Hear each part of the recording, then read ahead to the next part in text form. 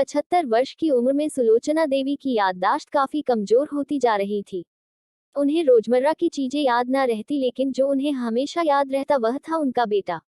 दिन हो या रात, एक पल भी ऐसा ना होता जब उन्हें अपने बेटे की याद न आती। दूसरी तरफ बेटा था, जो साल भर में एक आध बार अपने माँ को फोन कर लिया करता और 1-2 मिनट से ज्यादा बातें भी ना किया करता। फिर भी यह बूढ़ी माँ टकटकी लगाए अपने बेटे का इंतजार करती रहती।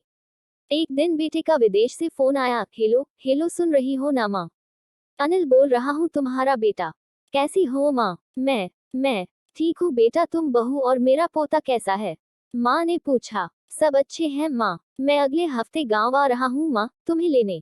अब हम सब साथ में ही लंदन में रहेंगे माँ। तुम्हारी बहू कह रही थी माँ को यहाँ पर लेकर आओ, बेचारी अकेली वहाँ परेशान होती होगी। बेटे ने कहा। माँ की बूढ़ी सूखी आंखें आंसुओं से भीग गई। उसके कमजोर शरीर के नस नस में खुशी की लहर दौड़ गई। बेटे और बहू का अपने प्रति प्रेम देखकर माँ का मन खुशी से भर आया। बेटे ने आगे कहा, माँ तैयार रहना माँ, मुझे ज्यादा दिन छुट्टियां नहीं है। जिससे जितने पैसे लेने हैं लेकर रखना, तब तक मैं प्रॉपर्टी डीलर से बात कर लेता हूँ। घर के लिए? घर के लिए? माँ ने पूछा। हाँ माँ, गांव का घर हमें बेच देना पड़ेगा। अब हम साथ में ही रहने वाले हैं तो वहां पर घर रखने का कोई मतलब नहीं है माँ, बेटे ने कहा। बुढ़ापे की वजह से ठीक से चलने में असक्षम माँ ने पूरे मोहल्ले में घूम घूम कर अपनी इस खुशखबरी को सबको सुनाया। सभी को खुशी हुई, सबको लगा माँ जी के आखिरी दिन अपने परिवार के साथ खुशी से बीत जाएंगे। घर वापस आकर माँ ने अपने घर के कोने कोने को ऐसे देखा जैसे वह अपने दूसरे बेटे को देख रही हो। देखे भी क्यों ना, उस घर को अपने बेटे से कम थोड़ी समझा था। अपने पति के साथ 40 साल यही तो बिताए थे, लेकिन अब मजबूर थी बुढ़ापे के आखिरी साल बेटे और बहू के साथ बिताना चाहती थी। दिल पर पत्थर रखकर घर बेचने के लिए माँ तैयार हो गई। आनन फानन में बेटे ने घर को आधे दामों पर बेच दिया। माँ ने ज्यादा नहीं, लेकिन जिन चीजों से दिल लगा था उन चीजों को समेटा और बेटे के साथ टैक्सी में बैठकर एयरपोर्ट के लिए चली गई। एयरपोर्ट पर आकर बेटे ने माँ से कहा, माँ तुम यहाँ बेंच पर बैठो, मैं सामान और बोर्डिंग पास की जांच करा कर आता हूँ। वहाँ वक्त लगता है और खड़ा रहना पड़ता है, तुम्हें तकलीफ होगी। तुम यही आराम करो। मैं यूं गया और यूं आया।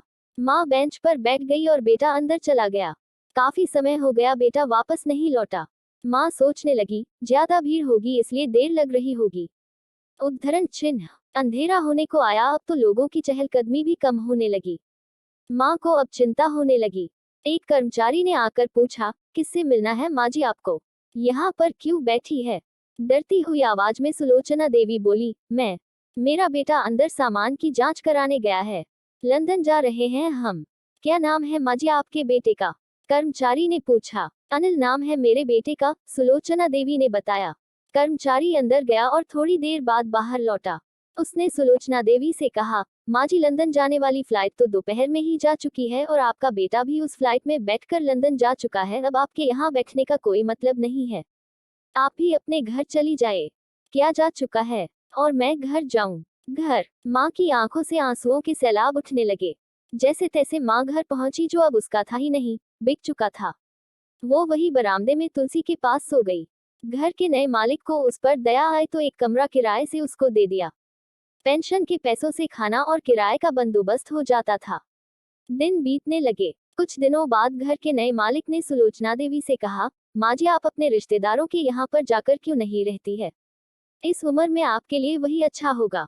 अच्छा तो होगा, लेकिन अगर मेरा बेटा वापस आया तो उसका ख्याल कौन रखेगा? मेरा बेटा बहुत भोला है, उसे अपना ख्याल रखना बिल्कुल नहीं आता।